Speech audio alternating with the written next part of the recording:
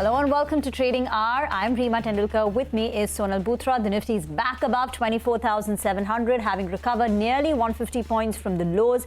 It's still in the red, but the cuts are not deep now. Just 34 points gone in the Nifty. The Sensex is down close to about 170 points, 0.1, 0.2% lower. It's banks, autos and metals where you are seeing that bounce back. Banks in particular, it's now approaching a 300-point gain on the Nifty Bank, and Axis Bank top honors. ICICI Bank has been strong this week with a near 2% gain.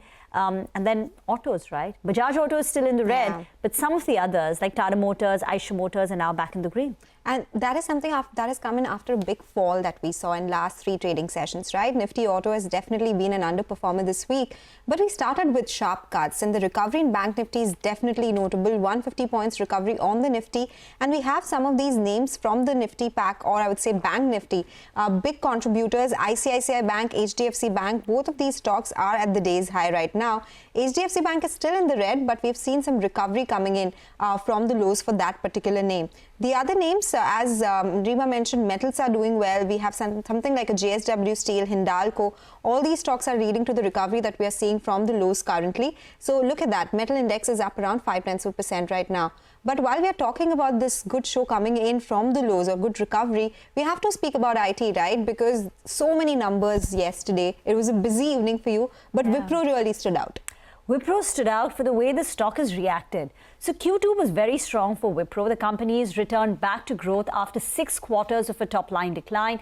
So revenues were up 0.6%. Margins expanded for the 3rd quarter, and they expanded despite the company absorbing 1-month impact of a wage hike. Deal wins were healthy. The large deal bookings were the highest we've seen in the last 10 quarters. Bonus issue of 1:1. The street was disappointed with the guidance. The guidance for the December quarter stood at -2 to 0%. But here the question that analysts are asking is the new management being conservative? So typically Wipro always reported numbers in the middle of the guided band, fairly accurate. But now you have a new CEO. And even in Q2, the company's actual revenues turned out to be closer to the upper end. So maybe there is a bit of conservatism which is built in. So that could be reason number one, which explains the up move that we're seeing in the stock. Secondly, valuations for Wipro have always been cheaper than peers because the company struggled on growth. And thirdly, even since June, which is when the IT rally began, Wipro has underperformed the likes of HCL Tech and Infosys. So therefore, maybe there is a little bit of a catch-up taking place. Okay, so it's a lot about the catch-up as well that we are seeing today on Wipro.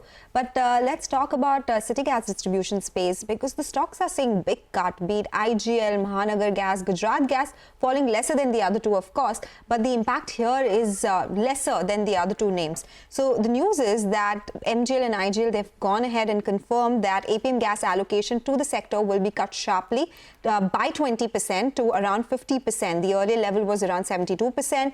This is due to 3 reasons. One is the lower gas production coming in from lower fields, gas requirements from new city gas distribution companies, and gas required for Opal Petchem, which is a plant for ONGC. So more gas will be required there, and that's the reason low gas is given to city gas distribution companies. Now remember, domestic gas is a raw material for city gas distribution companies.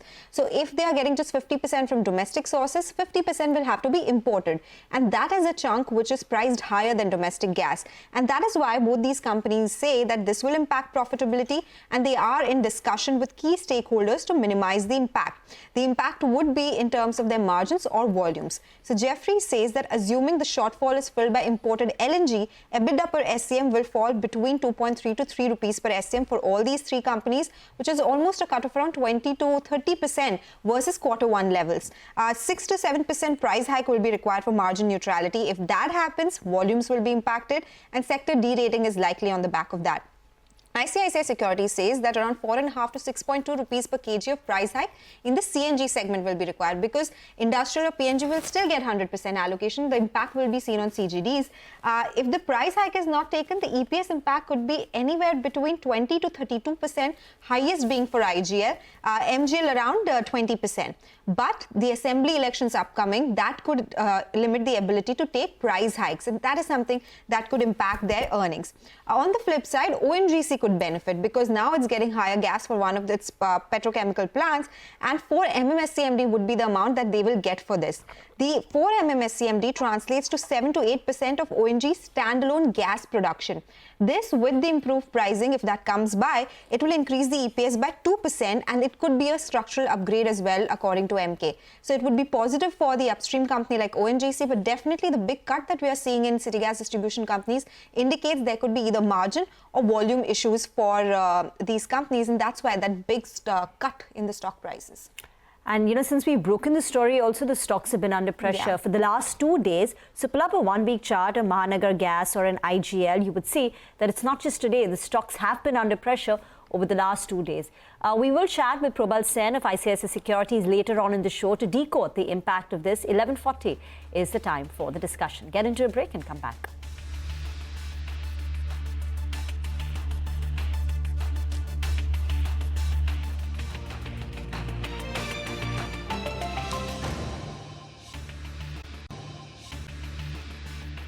Welcome back. You're still tuned into Trading Hour. We spoke about the equity markets. Important to talk about the commodity space as well. Manisha is joining in today, and today we are focusing on crude oil. Manisha, a big fall here? Oh, well, yes, even as we are looking at all-time highs in gold and good gains in the industrial commodities, what hasn't done well this week is the crude oil prices. We're down by 6%, and this is the low, biggest weekly decline that we have seen in last 6 weeks coming in for the crude oil prices. We did start the week with almost $80 a barrel, and we are holding around that 74, 75 mark on your screens. From the lower side of the level, there is a bit of a gain, and this is after the Chinese numbers coming in slightly on the stronger side. China is the largest consumer of crude importer as well, and with the strong numbers coming in, we have seen some support come into the prices there.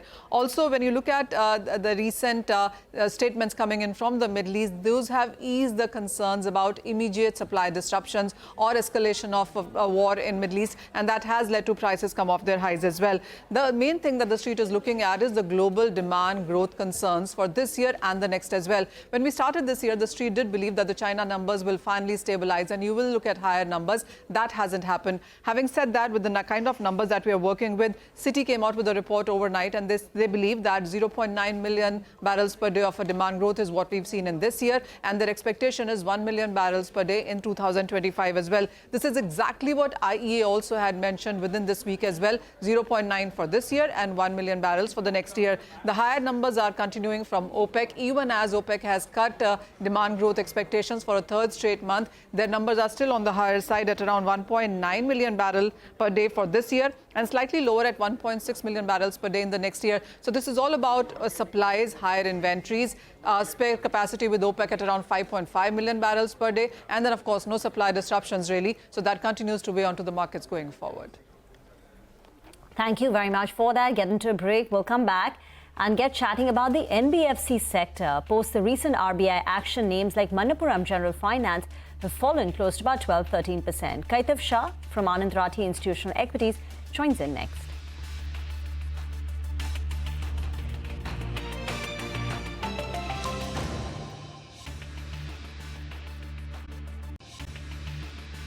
Welcome back. You're still tuned into Trading Hour. Big moves from heavyweights in the Nifty pack. Axis Bank is one of them. This is on the back of its Q2 performance.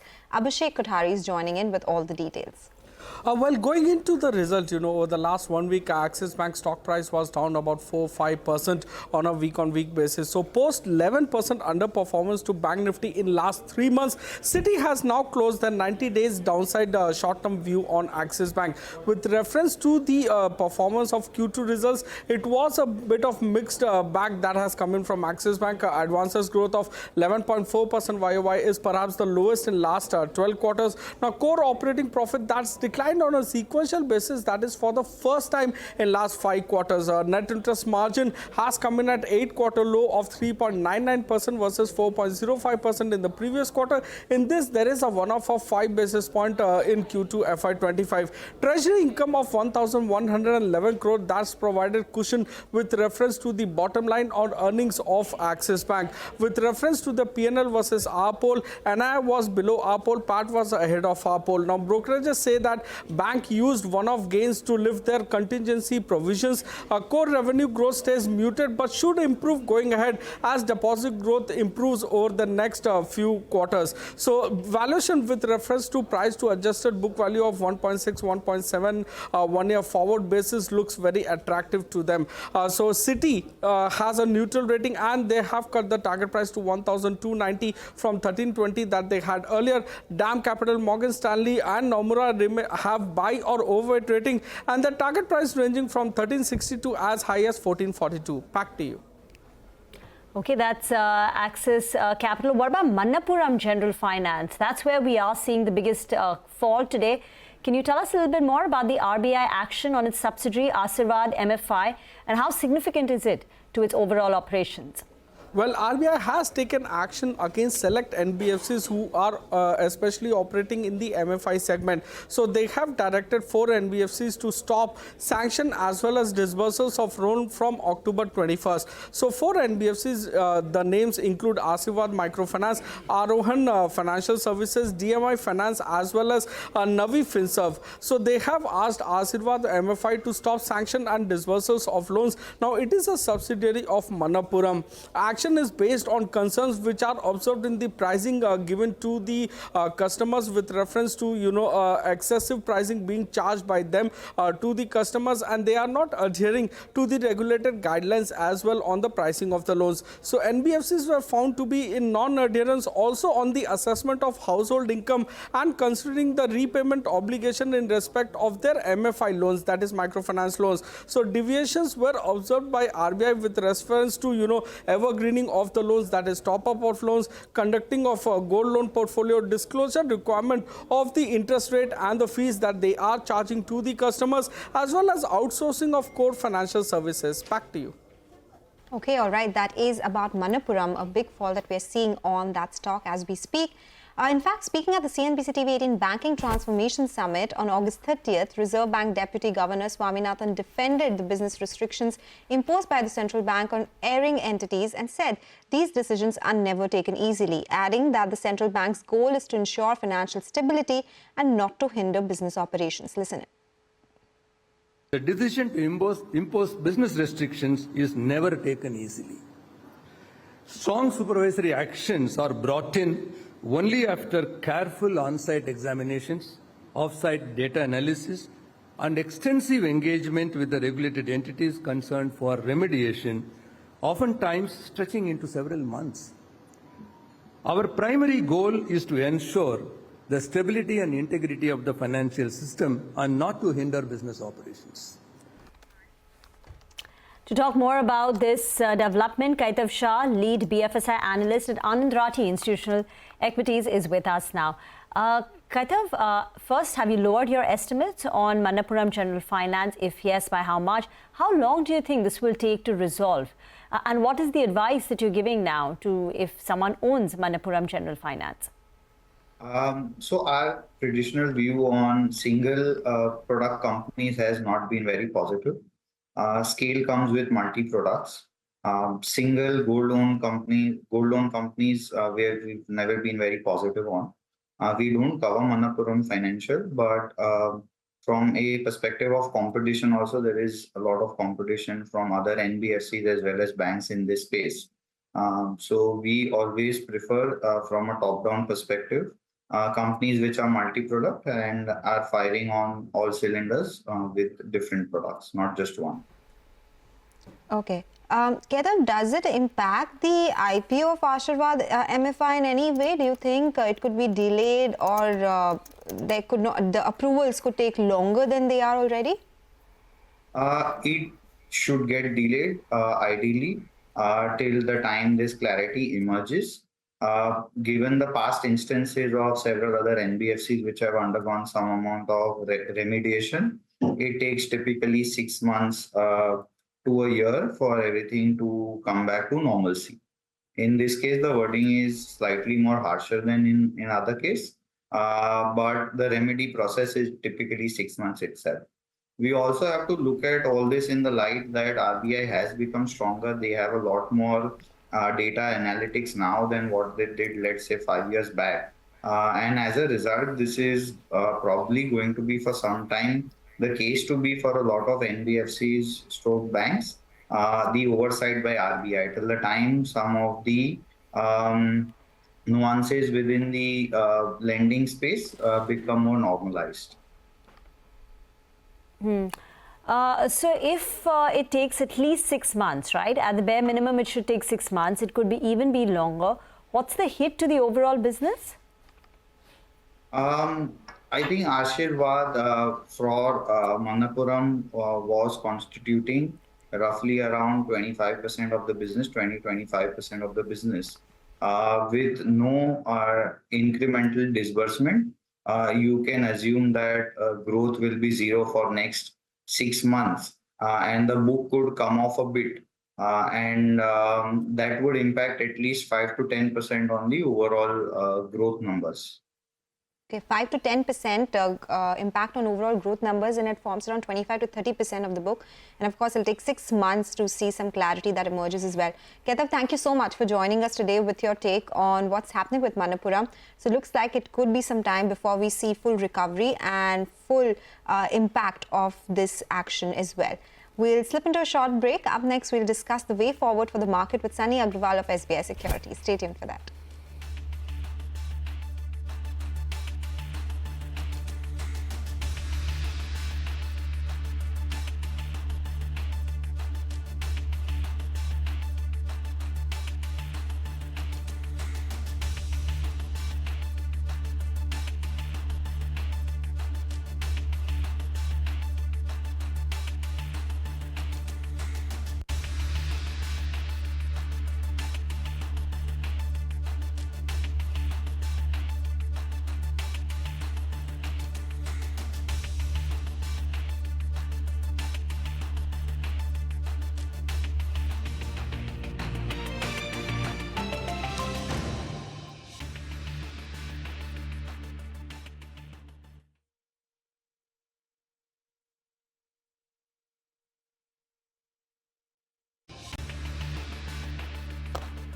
Sunny Agrawal from SBI Securities is now with us on the show. Sunny, we've had a few misses in terms of large cap earnings this week. So whether it's Bajaj Auto or Nestle, Infosys, there were no fireworks even in Axis's numbers. It's just pre-positioning, which is helping the stock do well. Any of these stocks are stocks that you were recommending, and now what have you made post the earnings that we've got? Good morning and thanks for having me on the show. I think, definitely the earning growth momentum has slowed down. So if you take a broader picture, Nifty earning has nearly doubled during FY20 to 24 period. And now during the next 2 years, definitely the growth will, acceleration will slow down. And the consensus is that 12 to 13% kind of earning growth will be seen. Coming to the current quarter numbers, yes, definitely there has been a disappointment or no fireworks across the various sectors. But having said that, I think the Bajaj Auto commentary has been misconstrued by the street that the first half of the festive season was weak, but we have to keep in mind that second half is still remaining. And at the same time, many product launches from a Bajaj stable like Freedom, at the same time CNG exports are reviving. So I think post correction, I think Bajaj Auto is something which we would like to add in our portfolio from a long-term perspective. Okay, so you would like to add Bajaj Auto from these levels. Any other themes that you're looking at from a long term? Because you said FY25 or the next earnings that we look at will be a little subdued. But any themes that you want to play on right now? So definitely, I think there are many smaller sectors where we feel that earnings growth will be in the north of 20% CAGR. Case in point, railway wagons, where we have seen a kind of 20 to 30% price correction from the top. So all the three players, whether it's Texmaco, Titagarh or Jupiter Wagon, so we have seen 30% price correction. At the same time, all the three players are sitting on a robust order book. Industry tailwind is pretty strong. So the number of freight railway wagons are likely to double in the over the span of next 4 to 5 years. At the same time, all these players are venturing into the forge railway wheels manufacturing, Vande Bharat train. So I think post this correction, railway wagon is the one theme which we like. Then a few auto name which are predominantly a powertrain agnostic player. So companies like SJS Enterprises, or for that matter, Precol, or for that matter, Garware High Tech Film, wherein basically their dependency on whether the vehicle is EV or ICE doesn't matter. And ultimately, the premiumization and improvement in better product demand from the consumer is something which is driving the growth story. And in addition to that, metal products, so basically metal companies or product companies which are catering to the infrastructure sector, a case in point, a wire rope segment, or for that matter, a structural steel tube industry.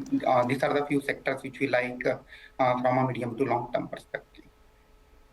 Sunny, you just said like how Bajaj Auto is a stock that you would look at. The commentary is misconstrued. So therefore, if it's correcting, you've seen a bit of a fall, you'd like to add it, to your portfolio over the longer term. Any other such stocks where we have seen a correction and now it's looking attractive?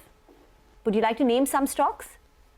In addition to Bajaj Auto, I think I would like to go ahead with telecom sector. So although we have not seen a very significant correction in names like Bharti or for that matter Bharti Hexacom, I feel telecom as a sector will continue to deliver a kind of mid-teen earning growth over the next 2 years. And again, that's the sector to be in. We have seen a recent increase in prices.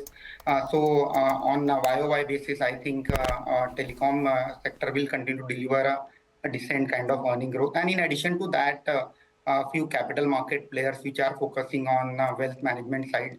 So companies like Nuvama or for that matter 361. So these are the few players which I would like to add.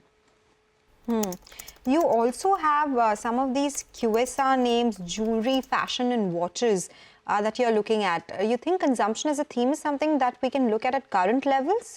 Because even there we talk about elevated levels. Nestle's earnings generally were not very strong. We have Tata Consumer coming out. What are the trends suggesting? Again, I think QSR as a segment anyway was not doing well since last 6 to 8 quarters. And now we are hopeful that second half is likely to be a better quarter, at least in terms of SSSG growth. And on the low base, all these companies should start delivering. We have already seen that their expansion in terms of store network has not corrected significantly. So any uptick in the demand on QSR discretionary spend can definitely aid in the earning growth of this QSR as a sector. And within this pack, I would like to go ahead with players like Jubilant Foodwork or for that matter, Devyani International. Moving on to the other consumption themes like jewelry. So we have seen a very strong provisional update from all the jewelry players. And again, with the wedding season ahead of us, I think jewelry as a sector continue to look good. And again, there we have got a coverage on Senco Gold.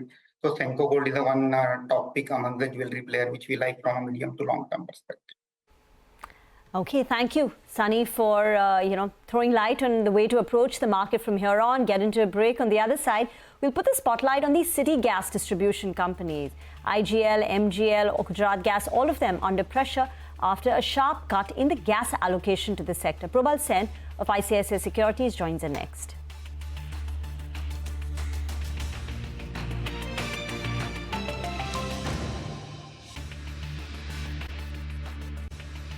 Welcome back. Well, we've seen a further recovery on the Nifty. It is up 30 points in the green now, very close to that 24,800 mark at the day's high. And it is again led by the Bank Nifty. The Sensex 2 is in the green. Mid-caps have recovered sharply. It's a 46-point downtick on the mid-cap index, but still it is at the day's high. What is leading to these gains? Look at Axis Bank. It's up almost 5.5% right now. Despite those mixed set of numbers, the positioning and the brokerage calls make this stock go higher today. We do have the ICICI Bank stock as well, which is doing really well. So this is about what's happening at the benchmark level. But in the broader market, city gas distribution space, these stocks continue to be under pressure. Let's get in Probal Sen, the energy analyst at ICICI Securities, to analyze what next for these names. Probal, good morning. Thank you so much for joining in. Do you think there's a further downside we could see from here on? And what is the outlook now, considering that there's still uncertainty on price hikes? If they do take it, there could be impact on volumes, right? So how do you look at the entire space now? I think the issue really is the quantum of the cut that has been announced at one go. One has to remember that in any case, the quantum of gas allocation on APM basis is being cut fairly regularly over the last couple of years. If you really go back, it was probably closer to 85, 86% till a year and a half ago. And now it is, it is at about 70%. So a gradual reduction is something that has been absorbed by the companies without it impacting volumes too much, because the differential between CNG prices across major cities and for petrol and diesel continues to be fairly significant at about 38 to 50, even 38 to around 45% as per our calculations. So I think passing it on over a period of time is something that is definitely doable, and we do believe that that is something that's going to happen. Having said that, obviously a 20% cut creates a requirement of around 4 to 6 rupees per kg of hike in CNG to keep the margins at the same level, which may not be feasible to do at one go. And therefore, our sense is that for the next couple of quarters, margins are definitely going to probably remain under pressure for all the three CGDs, less so for probably for Gujarat Gas because of its lower dependence on domestic and CNG for overall business, but definitely for MGL and IGL, there is definitely a pressure that's going to be there. I don't subscribe to the thought process that this can lead to a sector derating, because at the end of the day, this is something that was going to happen maybe over the next probably 12 to 18 months, which has happened at one go. Now, the only caveat here is further allocation reduction in the near term should not happen, because that then obviously puts even more pressure on margins. I think that is something that will need to be seen and monitored. If this is the one-time hike and remains at this level for the next 6 to 9 months, I think that the companies, the CGD companies, can gradually pass it through without hitting volume growth to any huge extent. So that's how we are looking at it at this point of time. Has it ever happened earlier that the allocation has gone below this 50% mark since the time the APM mechanism has come on board since 2014?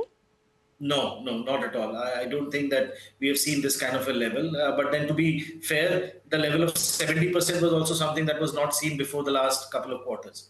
So it's something that's been gradually happening. The fact is that this production, the earmark production for APM allocation, is from extremely old fields. And with the introduction of the 20% premium on well interventions rather, even in existing fields, that has come about, pricing for all gas was going to continue to go up. The question really is how fast is the cost increase versus how fast the market can absorb the increase in prices. I think that is something that will be important to monitor going forward. So definitely, the next 3 to 6 months are going to probably see a lot of pressure in terms of earnings. But one will really have to see how these companies pass on the cost increases and how LNG prices fare for the next 6 to 12 months, because that is really the only alternative that these companies have to sort of manage their margins and costs. So I think those two will be key monitorables. But I think the correction that has happened today, I think probably takes care of the kind of impact that one sees. We would remain buyers on Mahanagar Gas and Gujarat Gas, particularly from these levels. Yeah, I was just going to ask you that next. What would you do with these names currently? Prabal, if you can quickly tell us, is this positive for ONGC now that a portion of gas production would be going there for the Opal Petchem plant? Frankly, Opal is something that has been seeing, big losses. If memory serves, FY24 also saw them reporting a PBIT level loss of somewhere around 4.5 to 5,000 crore. If I look at their gas consumption of around 4 MMSCMD in total, assuming that they were paying somewhere around $10 to $11 in MMBTU earlier, given that the reliance was on imported gas, that would have been a burden of somewhere around 5,200 odd crores on an annualized basis for gas costs. If they start getting all of this gas at $6.5 to $7, that burden reduces by somewhere, easily by about 2,500 crore. Add to that the fact that they've converted a lot of the debt into equity, and the interest cost burden annualized to, I think, more than 3,000 crore should also reduce to a certain extent. So definitely, I think Opal can probably see the path to profitability becoming a little bit easier, specifically because on the end product side, they can't really do too much about the pricing softness that continues to be there on the petrochemicals. Okay, take that point. Thank you so much, Probal, for joining in with your insights. The ONGC stock, by the way, has recovered sharply from the lows as well. So this sector continues to be in focus. As we slip into a short break, a small programming note. As we prepare to ring in the festivities this Diwali, tune into CNBC-TV18's Market Movers Forum, 3 p.m. onwards on the 24th of October, featuring guests like Ramdev Agrawal, S. Naren, Nilesh Shah and others to help your portfolio prosper this Diwali.